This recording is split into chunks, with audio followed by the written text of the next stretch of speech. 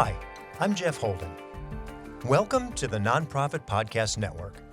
Our purpose and passion is to highlight a nonprofit organization in each weekly episode, giving that organization an opportunity to tell their story in their words to better inform and educate the respective communities they serve, as well as provide one more tool for them to share their message to constituents and donors.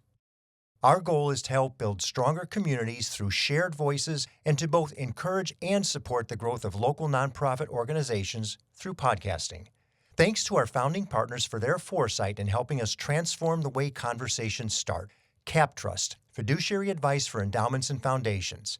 Runyon Saltzman Incorporated, RSE, marketing, advertising, and public relations creating integrated communications committed to improving lives.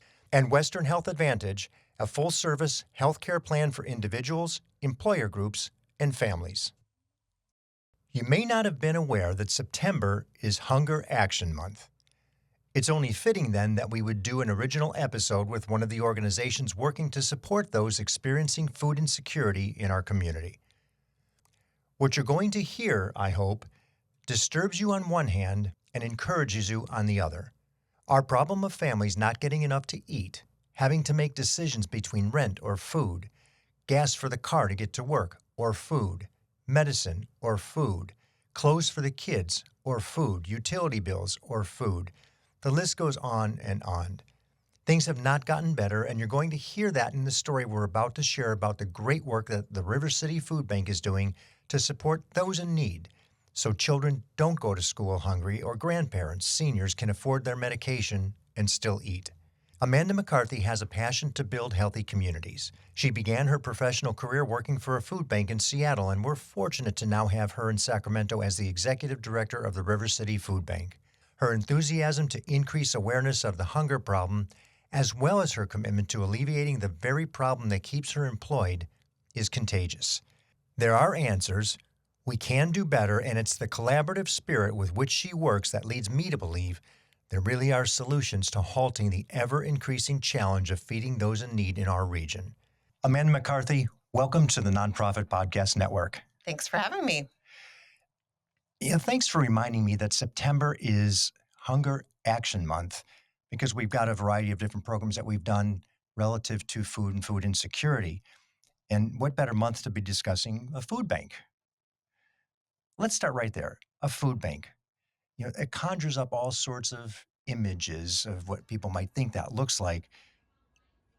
There's a lot of misperceptions about what food banks are, and there are a variety of different types of food banks. What is the difference with River City Food Bank? So there are a number of us doing this really important work of getting food into the hands of people that need it.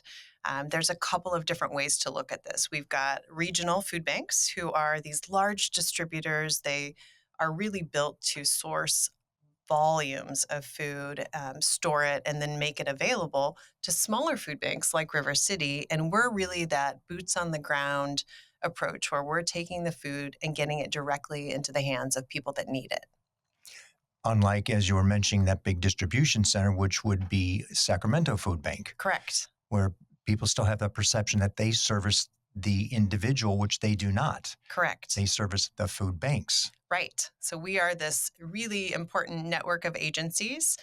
We're all working together with this common goal, this common mission to alleviate hunger, to end hunger in our community. But it takes each and every one of us serving in a slightly different way. We talked a little bit earlier on our pre-call about the changes from pre-pandemic, pandemic to today. And I would guess most of us have the same perception that I did, was that pandemic was really difficult for the food banks. And you saw this huge influx of people during the pandemic come through. But by the time we came out of the pandemic, things would have eased up a little bit. Right. And that's hardly the case. Correct. I think a lot of organizations like River City Food Bank saw an increase in funding opportunities, in folks really reaching out, wanting to help. I remember on the news seeing these lines of people at food banks waiting for food. And, hunger's always been an issue, but I think the pandemic really brought it to light and really highlighted the need, not just in Sacramento, but in our entire country. And so, federal government, corporations, lots of folks were leaning into helping through grants and other means of financial support. So, River City Food Bank and many other nonprofits were able to access some funding specifically for the pandemic that helped us get through a really rough patch. In addition, many of our guests had the opportunity to maximize benefits on their CalFresh cards, for instance. They had other federal resources that really supported their day to day. And just about the time those expired, we saw a huge rise in inflation. We saw affordable housing just starting to kind of plummet. And we saw really a crisis, a war. We saw many, many folks coming from Afghanistan, Ukraine, Russia. So it was sort of this perfect storm post pandemic, if we can call it that, because I know we're still in it. But it was kind of this perfect storm to create massive need for food and housing. I really can't talk about one without talking about the other. They're both, in my opinion, the most basic of needs and things that we can't really survive without. Mm-hmm. The numbers you shared with me, pre-pandemic, roughly maybe 15,000 people a month. Post-pandemic, today, almost 30,000 people a month. Correct. It's it's an incredible, enormous change. It is. If somebody said to any business, guess what? Today you're at X, and next year you're going to be at X double. How do you manage to keep up? How do you address that need in such a short period of time?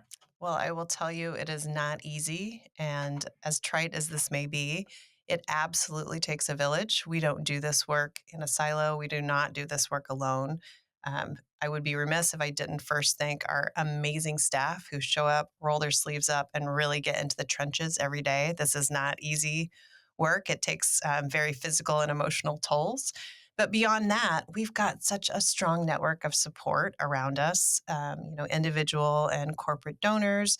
We couldn't even open our doors without literally an army of volunteers who come every day to support the work that we're doing. We've got food donors. We have a lot of people who have really helped carry us through this time and have really, really leaned into what they're seeing in the community, which is massive need. Did you have to hire more people? We did. So when I started, there were 12. Mm-hmm. We are now 17, a Okay. small but mighty crew. And we've got a few folks doing marketing and fundraising. We've got a CalFresh outreach team that goes out, but the bulk of our staff are operations. So these are folks that do everything from pick food up to help sort it, to get it out on the food distribution line, and anything and everything we need to make that operation run. We've had conversations with some of the other food distribution resources, I'll say, not necessarily food banks. The logistics of it all, to me, is mind-boggling. And I think the other part that many people have as a misperception is the type of food that you provide. Tell us a little bit about that, because it's not dated or near end date food. We're talking about a lot of contemporary, fresh items that people who need the service get. I'm so happy you asked that question. So I think first I'll tell you a little bit about where our food comes from, Yeah, please. and then kind of how we prioritize the different types of items we make available. So about 60% of everything we give out is donated. So that comes from Sacramento Food Bank, that comes from a variety of grocery stores, and that comes from individuals hosting food drives and dropping off backyard citrus fruit and other things. And then 20% of what we give out is government commodities. So it's a federal program called the Emergency Food Assistance Program. Essentially, the United States Department of Agriculture purchases food, makes it available to state agencies, and eventually it trickles down to places like River City Food Bank to give out directly. So it can be anything from canned goods to frozen meat. And then the third thing that we give out is items we buy. We purchase about 20% of the food that we give out. And the reason that we do that is because we are so committed to health. It's one of our main core values, and we really prioritize making sure folks not only have food, but have healthy options to really thrive. I think that food banks, especially River City Food Bank, obviously are there to give out food, but it's so much more than groceries. When you come to our food bank and you're able to walk in, be welcomed in a language that you speak, get a choice of items that feel really good for you and your family, you really get this experience. You get health, you get hope, you get culture and tradition, safety, security. It's just so much more than a bag of groceries. And we purchase a lot of produce. About 50% of everything that we offer is fresh produce. So if you come to River City Food Bank, you'll see a setup much like a farmer's market. And food, we want it to be meaningful. And that can look like fresh produce for folks of every culture. That can look like protein items that include vegetarian options and halal meat. That can look like single meals for folks who are unsheltered and may not have a place to cook or prepare or store foods for that matter. What's, I think, particularly interesting about that is the ability for you to cater to the neighborhood. In other words, the constituents who are coming in, you are actually bringing in food that is familiar to them, not Yes. necessarily food that is familiar to us. Yes. And I would imagine that really changes the dynamic as well. You mentioned the benefits of the relationship inside the food bank with regard to the food, but I would imagine the relationship with the people as well. I even saw on the website you have somebody who speaks 7 different languages. Yes. I mean, my gosh. Sacramento has long been a very diverse town. I think it's one of the things that makes us so special.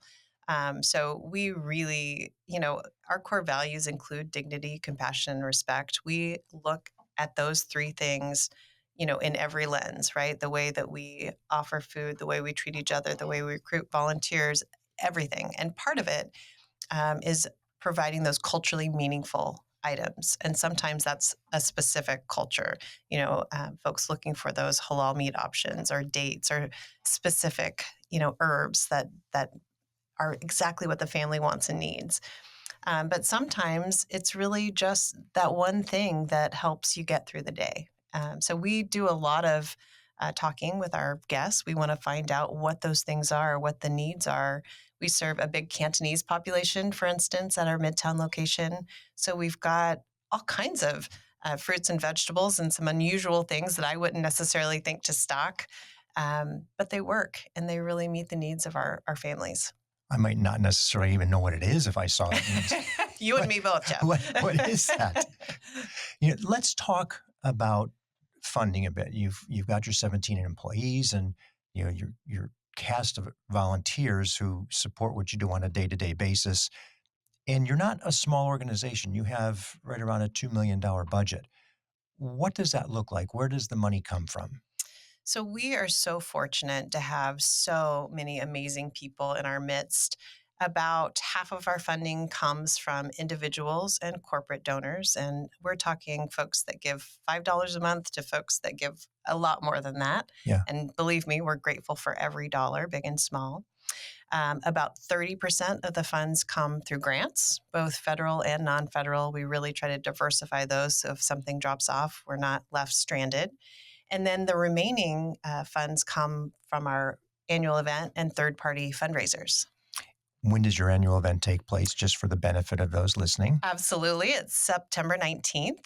It's called Empty Bowls. It will be at the zoo this year. Oh, it happens to be this month. It does. Thank you, Hunger Action Month. Perfectly coincidental. Yes. Tell us about your geography. You've got 2 locations. We do. If you could share. Sure. So we do have 2 locations. We've been at our Midtown site since 2012. We are right behind the Sacramento Natural Foods Co-op. And that site is really special because we are on a public transit line and we are located directly across the street from the Department of Human Assistance. So our food bank is really easy to get to, and it's in an area where people are already gathering for other resources. We have a second location that we opened in 2017, and that one is in Arden Arcade. That location is located in a small low-income neighborhood where a lot of Afghan refugees have resettled. It's definitely a food desert, and we serve mostly the neighborhood. Folks are walking really up to the food bank. Now, that said, if you can get to either of our food banks, we will make sure you have some amazing food to take home with you. But our Arden site is really an interesting and wonderful place. About 85% of the people we serve there are refugees, and about half are kids. And right now, it's about 17,000 people per month at that site alone. Wow. I know where that location is. It's hard for me to believe there's that much activity, but I certainly understand. And our refugee and immigrant community is probably the hardest hit in some of the instances just because of post-pandemic activity. Absolutely. And the surprise of, here I am, now what? Yes. Can you imagine landing, fleeing crisis or war or trauma, landing in a place where you don't speak the language, you don't have a place to live, you don't know how you're going to meet basic needs? It's really difficult. And Yes. so, we want to be here and be part of that space where people can establish community, can depend on healthy groceries so that they can do those things. I don't know about you, but when I'm hungry, I can hardly concentrate, let alone think about getting a job, finding a house, trying to figure out where my kids are going to go to school. Yeah. So we work with a lot of families who are, really just trying to get established and settled. On that geography, you have the two locations. Does that necessarily mean you have to be in that circumference of some range to get service? Absolutely not. We are really such a unique model built on serving anybody in the county. So, doing that without barriers or judgment means we're never going to ask for proof of income, ID, or zip code. None of those things are required to get food. So if you can make it to either location, we will definitely make sure that you leave with some wonderful things for your family. So literally, I could come from Elk Grove to Correct. either of the locations and still be serviced. 100%. Does that put additional strain on your options, your team, your resources? It does. But we understand that the need is vast and we need to be flexible too. So we've actually had to make some big changes over the last couple of years to continue meeting the need while keeping our core values intact and distributing that food in the most meaningful way. So right now we are distributing food 2 days per week in Midtown, Tuesdays, Thursdays, and 2 days in Arden Arcade, and those are Wednesdays and Fridays. We used to be open at both locations on the same days. We had more distributions, but as the number of people in our lines grew, we realized that we needed our entire team at one location to support the distributions there. So we've spread things out a little bit. But it's interesting because I think as a board, as a staff, we were really concerned that we would see numbers drop. We weren't sure how this was going to affect us. But in reality, our numbers have only grown. We're doing more at each site with fewer hours of service. I was going to ask the next obvious question. If you had even more hours of service, do you think those numbers would even grow more considerably, or would they just distribute themselves out? I want to tell you that would be, the solution that we need, but I know the answer is we would just have more need with more service. Yeah. We are, sort of barely keeping up. We, our both of our sites are pretty small. I think you would be impressed at the volume of food that we move through these small spaces. Last year, it was more than 3 million pounds. And, there's only so much capacity to do so much. And we're kind of at that space right now where we're hitting that stride where we're not going to be able to serve too many more because of the limitations of our size, frankly. 3 million pounds is an enormous amount of $3 million of anything is an enormous amount. If I said you Yes. just got $3 million, you would have gone, oh my gosh, I can't, that's so much money. But when you think of that in tonnage of food, that's it's just a lot of food. It's a lot of food. We last year we served 308,000 people and distributed 3 million pounds of food. And I still, every time I say it, my jaw kind of drops Right. because it is outrageous. I've said for years, I just want to put us out of business. I don't think anyone should be hungry. I really believe food's a basic human right, and no one should have to wait in a line for it, especially in a place like this where we grow so much food. Right. But unfortunately, our numbers are going the other way, and I'm really focused on trying to make sure folks have options right now. They have food today. They can get on CalFresh for extra assistance. But we're also looking at the future. And what does that mean? How do Hmm. we sustainably get through this period? And it's so interesting when you just said something. Ideally, you would work yourself out of business.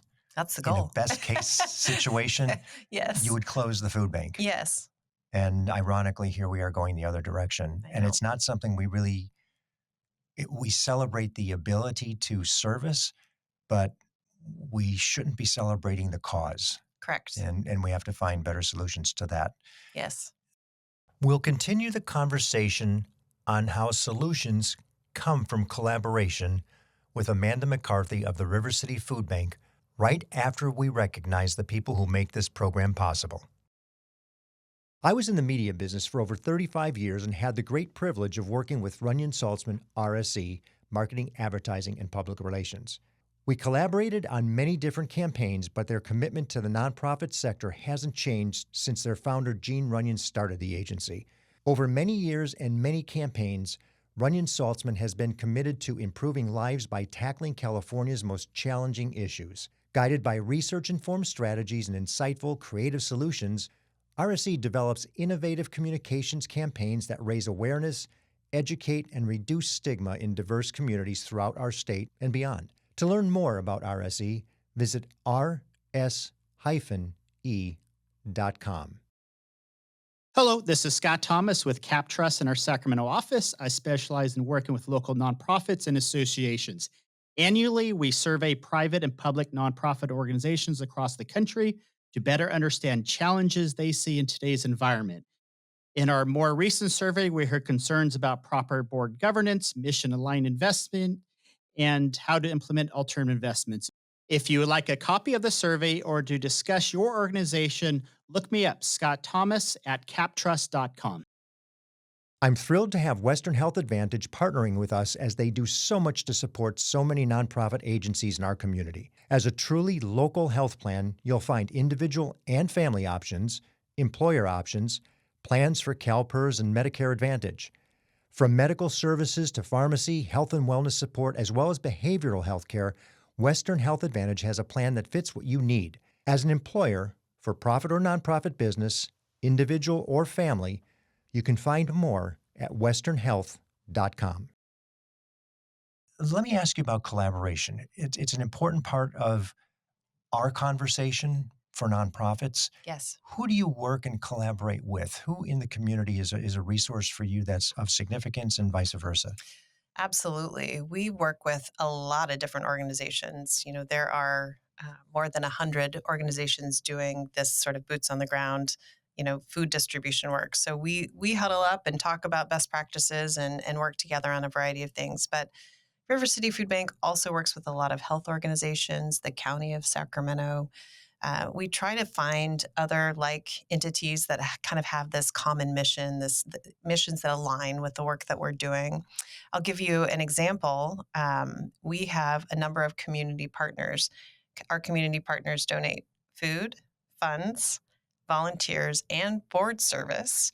Oh, wow. And right now we've got Molina, VSP, American Pacific Mortgage, and the Sacramento Natural Foods Co-op and SMUD.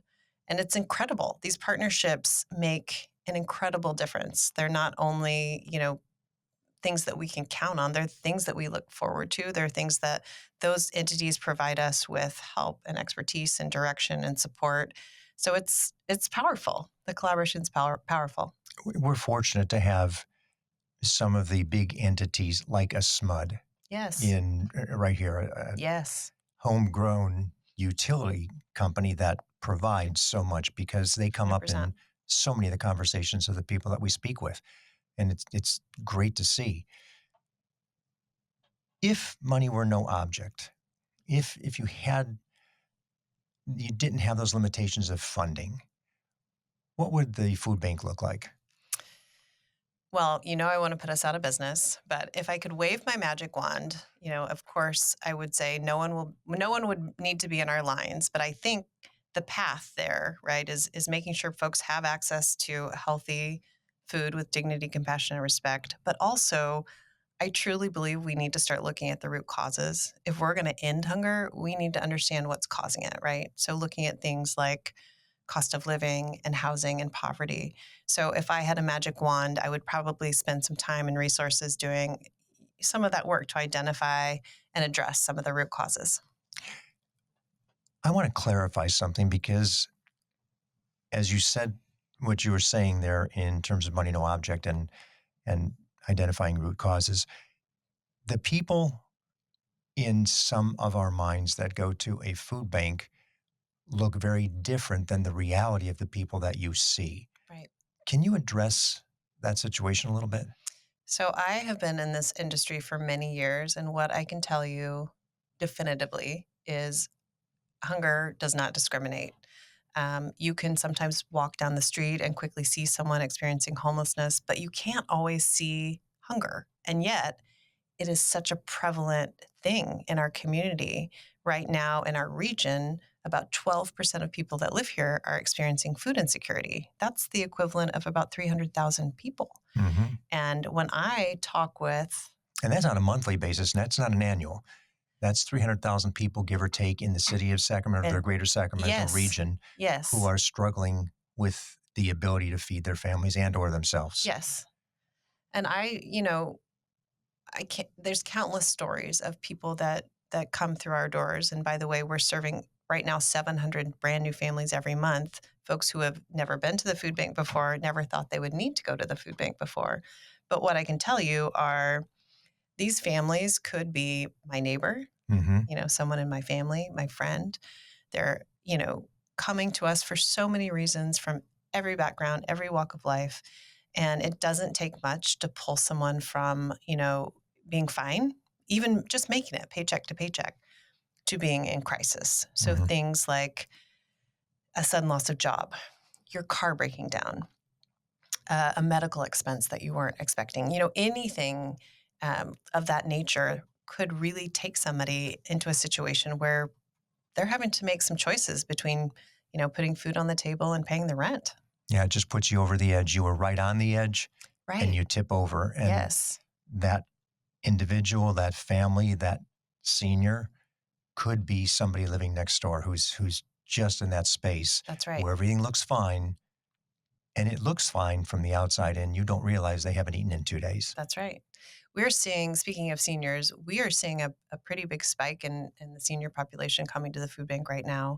Folks who spent a lifetime working, putting away money, and really thinking, I'm going to retire, I'm going to spend time with grandkids and do all these things. And then being in a situation now where they didn't have quite enough. So the safety net, that they've been working forever to put together is not quite enough to make all of those ends meet. And, we're really here to make sure folks can put money that would have gone to groceries towards things like rent and utilities or putting gas in your car to get to work, whatever it is. But for those senior populations, it's really, it's hard, it's hard to get by. And we're finding a lot more folks coming to us just to kind of make those ends meet. And I would imagine the visceral, the emotional toll on you. I mean, the executive leadership of an organization like this and or the team who's there day after day after day and seeing these situations present themselves, that they're sad.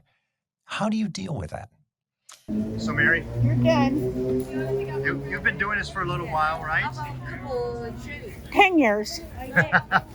Kind of. And what do you like about it? Well, I get up in the morning and I'm happy to come to work. And I'm glad we can do this. Okay? Because the need is so great. Yeah. Well, we appreciate what you do. It's not easy, and I don't think there's a one size fits all way to handle it. I'm somebody who does take a lot of things home at night, and it's hard not to. I will say our team is just incredible. The folks who work at River City Food Bank are there because they really care. They really want to support the community, and I think we are a pretty solid team that supports each other. But it's never easy. Meeting folks who literally could be your family and quite frankly become your family because they come often. We get to know them. If they don't come for a couple weeks, we wonder where they are. And especially if they're seniors. Yes. So, I don't know that there's a really good answer for that. We do our best to just take care and support each other and make sure we're there for the community when they need us. Happy stories. Things that you've seen where maybe somebody's in transition, they use the food bank services, and maybe they come and let you know, I got a job, everything's good, it's so much better. Yeah. I'm sure that happens, right? It does. Okay, Thank good. goodness. Let's go there. Yes, let's go there. So I remember meeting a family of 5, probably a couple years ago now. They had come from Afghanistan, really without much of anything. It was a pretty rocky transition. They got here, a resettlement agency referred them to River City Food Bank. And the first time they came, of course, like many people who come for the first time, don't really know what to expect, what they're supposed to do, what it's going to be like.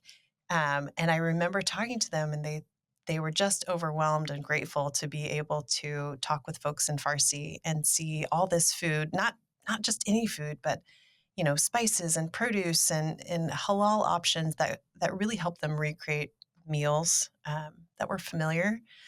And they came every week. We're in a food desert. They needed our help, but slowly I stopped seeing them. And I ran into their oldest son. He goes by Sam. I ran into him a couple weeks ago and said, hey, how are you guys doing? And he told me he's taken some classes. His dad has a job.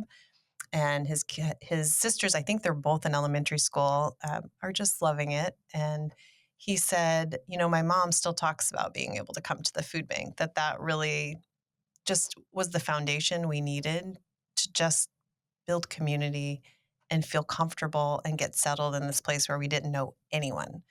So it made me happy. And I think it's sort of this tangible evidence that we're doing something right. Yeah.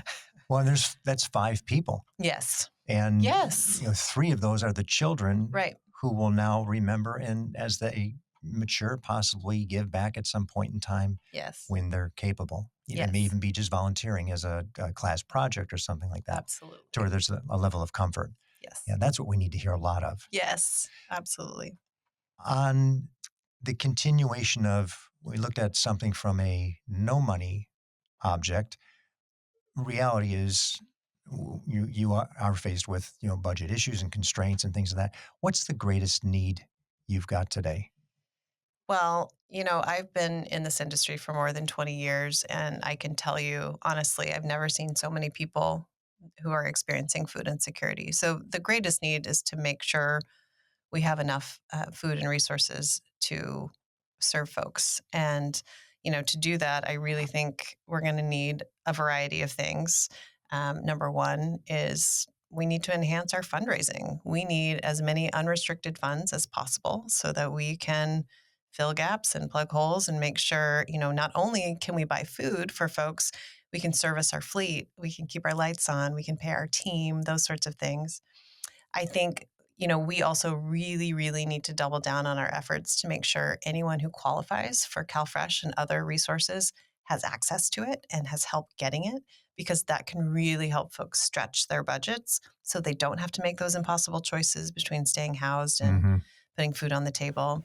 And then finally, we talked about this earlier, I think there's this huge opportunity to strengthen partnerships. There are so many incredible agencies distributing food out there, and we do work together, but I think there's an opportunity to do even more.